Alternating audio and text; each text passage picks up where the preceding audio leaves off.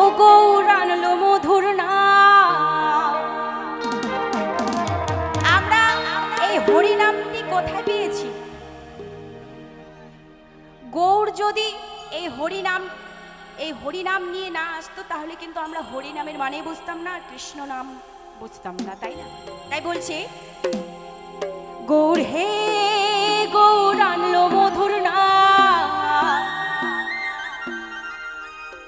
আর যে নামেতে মত্ত হয়ে এই পাগল ধরা ধাম গৌর হে।